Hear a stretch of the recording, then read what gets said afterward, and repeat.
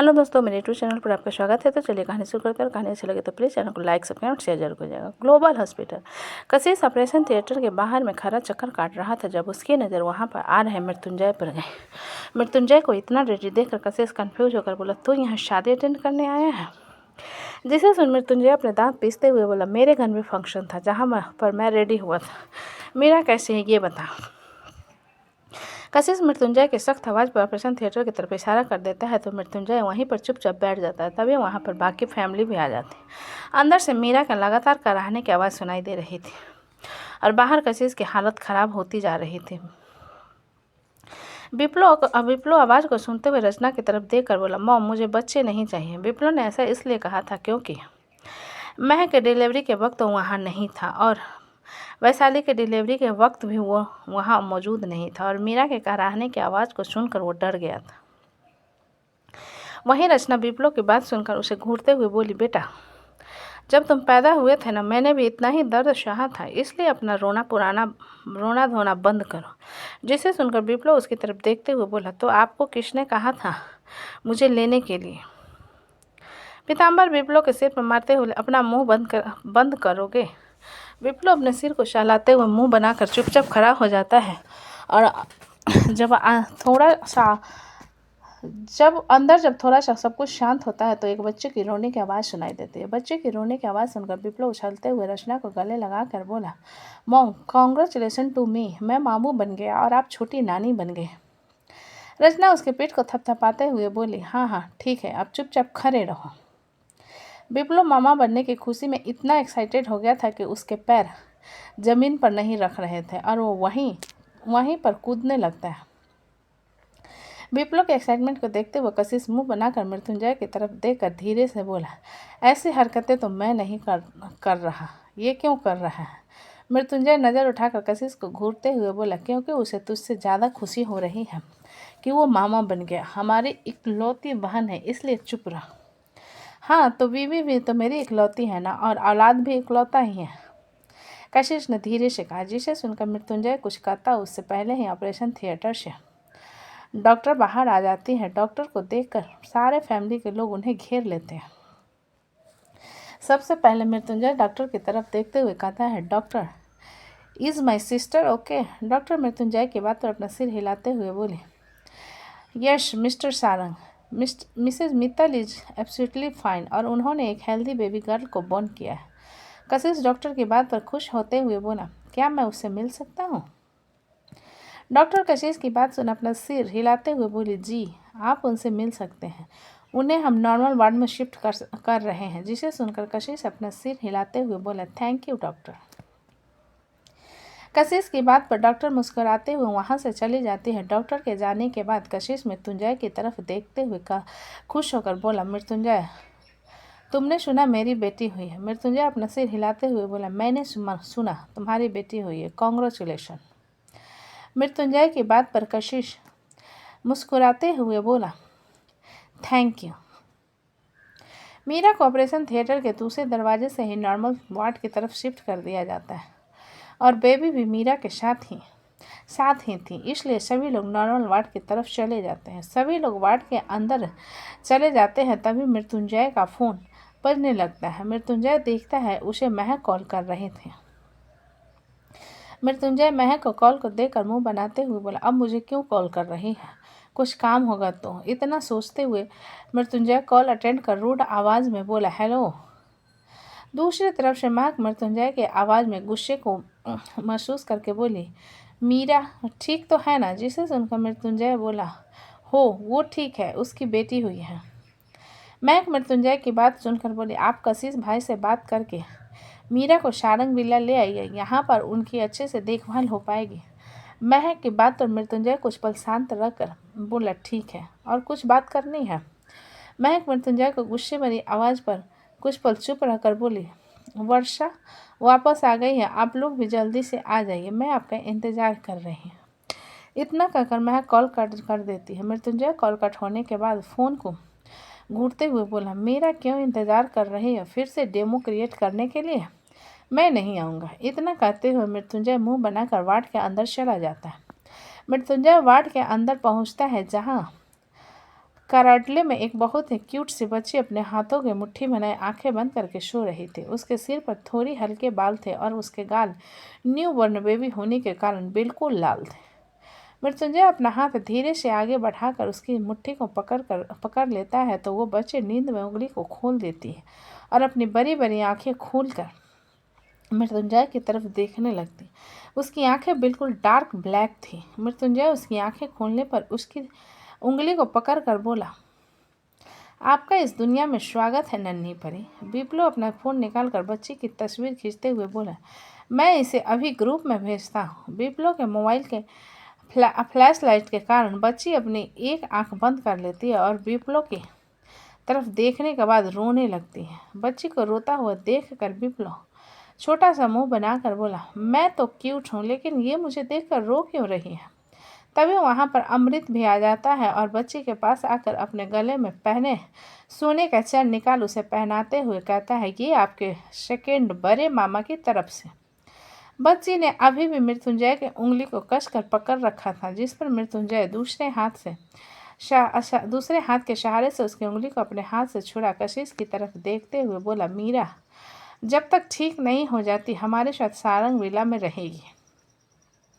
कशिश मृत्युंजय की बात सुनकर बोला, और मैं, तुम अपने घर में रहोगे। अमृत ने कहा, जिसे सुनकर कशिश मीरा की तरफ देखते हुए बोला, मैं घर में अकेले क्या करूँगा, मैं तुम्हारे साथ रहूँगा। मीरा जो कि होश में थी कशिश की बात पर बोली, आप मुझसे क्यों कह रहे हो, अरे तुम मेरे सपोर्ट में रहोगे तो तुम्हारा भाई मेरा सारंग विला में आने का लाइसेंस रद्द नहीं करेगा, इसलिए बोल रहा हूँ।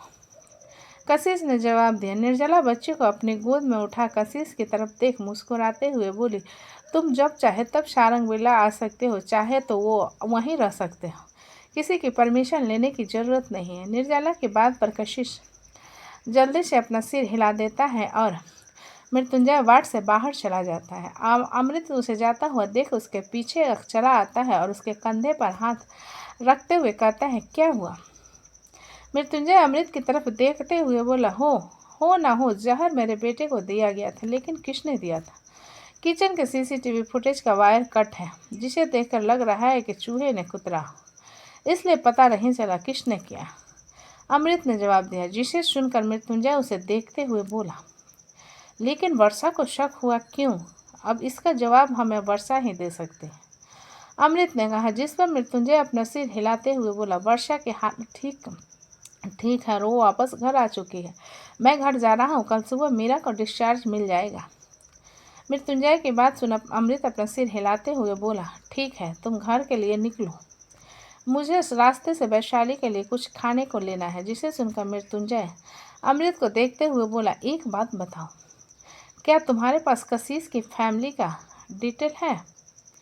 मृत्युंजय की अचानक बात सुन अमृत कंफ्यूज होकर बोला, अब तुम अचानक कशिश के पीछे क्यों पड़ गया। मृत्युंजय कुछ सोचते हुए बोला, जब मैं शोभित को लेने गया तब वहाँ पर ऑलरेडी करण चावला, चित्रांक मित्तल थे। मृत्युंजय की बात पर अमृत फिर सोचते हुए बोला, लेकिन तुम तो उसे लेने के लिए ऑस्ट्रेलिया गए थे ना। हाँ, मैं उसे लेने ऑस्ट्रेलिया गया था, लेकिन ऋतिक के अनुसार शोभित पिछले 3 महीने से रूस में था और उसे वहाँ से ऑस्ट्रेलिया ट्रांसफ़र किया गया था, क्योंकि रूस में उसे वो ट्रीटमेंट प्रोवाइड नहीं हो पा रही थी जो आपके सही मायने में चाहिए थे, और ऑस्ट्रेलिया जाने के 2 महीने बाद ही वो ठीक होना शुरू हो गया है। और जब उसे होश आया तब मुझे वहाँ बुलाया गया, मतलब आज से 1 हफ्ते पहले। तब तक ऋतिक ने ही सब कुछ हैंडल किया था, मृत्युंजय ने जवाब दिया। मृत्युंजय की पूरी बात सुनने के बाद अमृत उसे देखते हुए बोला, गजेंद्र अंकल, राजीव के डैडी हमें जवाब दे सकते हैं। मृत्युंजय अमृत की बात पर कुछ पल सोच कर बोला, ओके, तो गजेंद्र अंकल से बात करनी होगी। राजीव, जो कि पीछे भूत की तरह खड़ा उन दोनों की बातें सुन रहा था, अचानक से सामने प्रकट होते हुए बोला, मेरे डैड से क्या बात करना है तुम दोनों को। मृत्युंजय राजीव को देखकर अपने दिल पर हाथ रखते हुए बोला, अबे आदमी की तरह रह यार, भूत क्यों बन रहा है, अभी हार्ट अटैक आते आते बचा मुझे। राजीव मृत्युंजय की बात को इग्नोर कर अपना अमृत की तरफ देखते हुए बोला, मुझे इस धोखेबाज पर यकीन नहीं है, हर बात को छुपाता है। तू मेरा अच्छा दोस्त है, बता क्या बात करना चाहता है मेरे डैड से। मृत्युंजय बुरी तरीके से राजीव को घूरते हुए बोला, मैं धोखेबाज कब से हो गया? मैं हर बात तुझे बताता हूँ। राजीव मृत्युंजय को घूरने पर उसे आंखें दिखाकर बोला, चुप रहा। फिर अमृत को देखते हुए बोला, तू बता। अमृत राजीव की बात पर बोला, हमें कशिश के फैमिली डिटेल चाहिए और हमें लगता है कि इस बारे में तुम्हारे डैड हमें ज़्यादा बेहतर तरीके से बता सकते हैं। राजीव अमृत की बात पर बोला, ऐसा क्यों? मेरे डैड को कहाँ से पता होगा इस बारे में, और तुम लोग कशिश की इन्फॉर्मेशन क्यों चाहते हो? मृत्युंजय राजीव के चेहरे को पकड़कर अपनी तरफ करते हुए बोला, मैं बता रहा हूँ। करण चावला नित्या के लिए इतना पागल क्यों है? नित्या मित्तल परिवार से बिलोंग करती है। चित्रांग मित्तल सरनेम यूज करता है और सबसे ज़रूरी, हमारा उनके साथ कुछ खास रिलेशन नहीं है, लेकिन फिर भी उसने शोभित पर इतना खर्चा किया क्यों? कोई तो बात है जो हमारी नज़र से छूट रही है। राजीव मृत्युंजय की पूरी बात सुनने के बाद अपना सिर हिलाते हुए बोला, ठीक है, मैं डैड से पूछकर बताता हूँ। मृत्युंजय राजीव की बात पर अपना सिर हिला देता है और वार्ड की तरफ इशारा करते हुए कहता है, जाकर मिल ले अपनी भांजी से। क्यों, तू नहीं बता सकता कैसी दिखती है? राजीव ने पूछा, जिस पर मृत्युंजय मुस्कुराते हुए बोला, लफ्जों में बयां न करने वाली खूबसूरती और क्यूटनेस, उसकी वो खूबसूरत सी आंखें मेरी आंखों के सामने अभी भी नाच रही है, इसलिए मैं नहीं बता सकता, जाकर खुद देख ले। जिसे सुनकर राजीव भागते हुए बोला, मैं जा रहा हूँ। इतना कहकर वो वार्ड के अंदर चला जाता है। मृत्युंजय उसे जाता हुआ देखने के बाद अमृत की तरफ देखता है, जो कि उसे ही घूर रहा था। अमृत की नज़र को खुद पर महसूस कर मृत्युंजय आंखें चढ़ाते हुए बोला, मुझे क्यों घूर रहे हो? अमृत मृत्युंजय की बात सुन अपने दांत पीसते हुए बोला, मैंने ये चीज़ नोटिस की है कि तुम अपने बेटे से जलते हो, मेरी बेटी को सीने से लगा कर रखते हो, और अब भांजी के लिए भी वही दिख रहा है तुम्हारी आंखों में। ऐसा क्यों? मृत्युंजय अमृत की बात पर नज़रें चुराते हुए बोला, क्योंकि मुझे बेटी चाहिए थी जो मुझसे ज़्यादा करीब होती। मृत्युंजय की बात पर अमृत उसके कंधे पर मारते हुए बोला, इडियट, समृति तेरी बेटी जैसी ही है। मृत्युंजय अमृत की बात पर अपनी गर्दन हिलाते हुए बोला, ठीक है, मैं घर जा रहा हूँ, तुझे जहाँ जाना है तू जा। इतना कहकर मृत्युंजय वहाँ से चला जाता है। अवस्थी हाउस में सुधांशु ध्रुवी के साथ अवस्थी हाउस आ चुका था। नीरू और शेखर जी बहुत खुश थे। सुधांशु एक एनवेलप निकालकर शेखर जी के हाथ में रखते हुए बोला, पापा, मेरी कमाई। शेखर जी सुधांशु की बात सुन हैरानी से एनवेलप की तरफ देखते हुए बोले, ये तुम क्या कर रहे हो? ये तुम्हारे पैसे हैं बेटा। सुधांशु शेखर जी की बात पर थोड़ी नाराज़गी से बोला, पापा, मुझे पता है मुझे इस मुकाम पर देखने के लिए आपने कितने सपने देखे हैं। प्लीज़ मुझे डिसअपॉइंटेड मत कीजिए, वरना मैं नाराज़ हो जाऊँगा। शेखर जी की आंखें पनीली हो जाती और वो सुधांशु के कसकर गले लगाते हुए कहता है, मुझे गर्व है कि तुम मेरे बेटे हो। सुधांशु शेखर जी को गले लगाए बोला, और मुझे खुद पर प्राउड फील होता है कि मैं इस फैमिली का बेटा हूँ। शेखर जी सुधांशु से अलग होकर उस एनवेलप को उसकी तरफ बढ़ाते हुए बोले, इसे तुम रखो। ध्रुवी शेखर जी की बात सुनकर बोली, अंकल, आपका बेटा बहुत कंजूस है और मैं तो कहती हूँ आते हुए लक्ष्मी को जाने नहीं देना चाहिए। जाकर सेविंग अकाउंट में जमा कीजिए। अगर वो नहीं करना तो आंटी के लिए कुछ अच्छा सा गिफ्ट ले लीजिए, आंटी खुश हो जाएगी। नीरू ध्रुवी के बात पर उसके सिर पर हल्का सा मारते हुए बोली, बहुत शरारती हो गई हो तुम। ध्रुवी अपने सिर को सहलाते हुए सुधांशु की तरफ इशारा करके बोली, मेरा फर्ज था उसका गैर मौजूदगी में आप लोगों की हिफाजत करना, और आपका बेटा आ चुका है तो अब ये उसकी जिम्मेदारी है। जिसे सुनकर सुधांशु अपना सिर हिलाते हुए बोला, क्यों नहीं, लेकिन उसमें भी तुम्हें मेरी मदद करनी होगी। ध्रुवी कुछ कहते उससे पहले उसका फ़ोन बजने लगा। उसने देखा उसका फ्रेंड मिहिर उसे कॉल कर रहा था। कॉल देखकर ध्रुवी अपने सिर पर हाथ रखते हुए सुधांशु से बोले, आई एम सॉरी सिद्ध, तुम्हारे आने की खुशी में मैं ये भूल गई कि आज मिहिर की शादी है और उसने तुम्हें और मुझे दोनों को इनवाइट किया। मुझे पता नहीं था कि तुम कब आने वाले हो, इसलिए मैंने कहा था कि मैं उसकी शादी में ज़रूर आऊँगी। प्लीज़ तुम भी चलो मेरे साथ। शेखर जी ध्रुवी की बात पर सुधांशु की तरफ देखते हुए बोले, सिद्धू, ध्रुवी ने हमारी बहुत मदद की है, तुम उसके साथ चले जाओ। सुधांशु शेखर जी की बात सुन कुछ कहता उससे पहले ही ध्रुवी उससे बोली, सॉरी सॉरी, तुम इतने महीने बाद आप आए हो, तुम्हें अंकल और आंटी के साथ रहना चाहिए, मैं अकेले चली जाऊंगी। नीरू ध्रुवी की बात सुनकर बोली, कोई बात नहीं ध्रुवी, सुधांशु तुम्हारे साथ चल जाएगा, और वैसे भी अभी तो ये कुछ दिन हमारे साथ रहने वाला है, तो एक दिन तुम्हारे साथ ही सही। जिसे सुनकर ध्रुवी अपना सिर हिलाते हुए सुधांशु की तरफ देख कर बोली, चलोगे मेरे साथ? सुधांशु शेखर जी और नीरू की तरफ देख कर बोला, जब मम्मी पापा ने कह दिया तो मैं कौन होता हूँ मना करने वाला। ठीक है, होकर आते हैं, मैं रेडी होकर आता हूँ। इतना कहकर सुधांशु अपने कमरे की तरफ चला जाता। कुछ देर बाद सुधांशु व्हाइट शर्ट और ब्लैक कोट, नीचे black pant, black leather shoes and हाथों में रिस्ट वॉच पहने बाहर आता है, जिसे देखकर ध्रुवी नीरू और शेखर जी की तरफ देख कर कहती है, अंकल आंटी, आपको नहीं लगता आपका बेटा कुछ ज़्यादा ही हैंडसम हो गया है आजकल? नीरू ध्रुवी की आंखों से काजल निकाल कर सुधांशु के कान के पीछे लगाते हुए बोली, किसी की नज़र न लगे तुम्हें। सुधांशु हल्का से शर्माते हुए बोला, आप लोग ऐसी बातें करते हो, मुझे शर्म आती। ध्रुवी सुधांशु के पास आकर बोली, अच्छा ठीक है शर्मीले प्रसाद, चलो मुझे भी रेडी होना है। सुधांशु अपना सिर हिला देता है तो ध्रुवी शेखर जी के और नीरू को बाय कहते हुए सुधांशु के साथ वहाँ से चली जाती है।